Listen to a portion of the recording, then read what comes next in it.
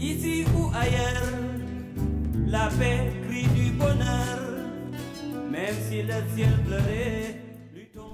Le 6e congrès mondial de l'Internationale de l'éducation a eu lieu dans la ville du Cap en Afrique du Sud à l'été 2011.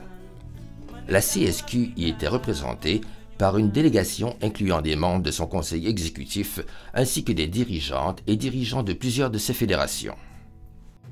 Sous le thème « Une éducation de qualité pour bâtir l'avenir », ce rassemblement a été l'occasion de se doter d'une politique globale remettant en question la conception étroite et utilitariste de l'éducation trop souvent véhiculée par les gouvernements et les grandes agences internationales. L'IE est la plus grande fédération syndicale mondiale, la seule à représenter toutes les catégories de personnel de l'éducation.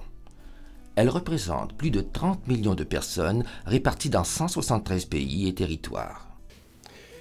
J'en étais à ma première expérience, à ma première participation à un congrès mondial de l'Internationale de l'éducation. Ça a été pour moi extrêmement enrichissant de vraiment sentir, vraiment voir ce que les travailleuses et les travailleurs de l'éducation font dans le monde entier, notamment en matière d'action syndicale. L'Internationale de l'éducation défend le principe selon lequel une éducation de qualité, financée par l'État, doit être accessible dans tous les pays.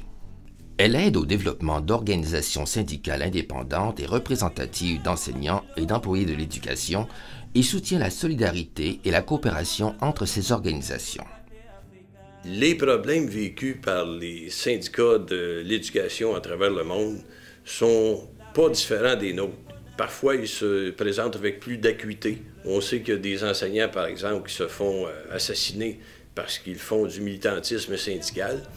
Il y a des enseignants qu'on empêche de sortir de leur pays pour venir recevoir un prix donné par l'IE, uniquement parce qu'ils font du militantisme syndical. Au cours du congrès, le prix Albert Schenker a été remis à notre collègue Pauline Ladouceur en raison de son engagement dans les milieux défavorisés auprès des élèves en difficulté. Ce prix, créé en l'honneur du cofondateur de l'IE, récompense un membre du personnel de l'éducation s'étant distingué par sa contribution remarquable. À vous tous, je vous dis merci. Thank you. Gracias. Danke. Et je vous souhaite une belle soirée. La CSQ est affiliée à l'Internationale de l'éducation depuis 1995. Cette affiliation donne accès à un réseau pour partager des analyses, des recherches et des stratégies en matière d'éducation. La lutte en faveur d'un avenir viable, le respect de la diversité culturelle et le maintien d'États démocratiques forts motivent également cette adhésion.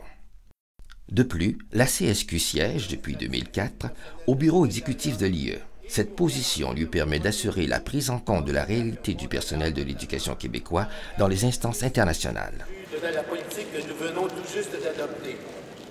Il y a eu une résolution à ce congrès-ci spécifiquement sur ce qu'on appelle au niveau international le personnel de soutien, mais qui inclut le personnel professionnel. Donc il y avait une résolution spécifique là-dessus qui permettait d'identifier que c'est un personnel essentiel à l'éducation, qu'il faut le syndiquer, il faut accorder des bonnes conditions de travail. Donc à Berlin, on parlait surtout du personnel enseignant, tandis que cette fois-ci, maintenant, c'est clair qu'il y a du personnel enseignant en majorité, mais il y a aussi un autre personnel qui est important. Ce qui est frappant, c'est la place que la centrale réussit à prendre, alors que c'est une relativement petite organisation. Là. On a des grosses organisations comme la National Education Association, qu'on avait été visiter à Washington il y a quelques années, là, qui est plusieurs millions de membres, alors que nous, on est 130 000 membres, avec la REC 180 000, je ne sais pas trop. Donc, c'est une relativement petite organisation et je suis impressionné de voir la place que la centrale réussit à prendre là-dedans et l'influence qu'elle réussit à avoir.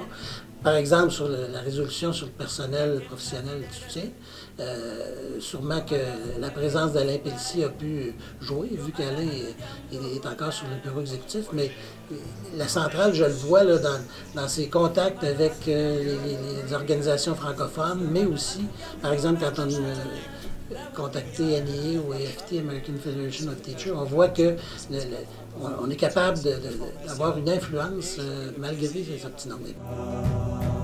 La CSQ travaille maintenant à utiliser les résultats de cette rencontre internationale comme levier pour renforcer ses plaidoyers, notamment en matière de promotion de l'éducation publique et de défense des conditions de travail de ses membres.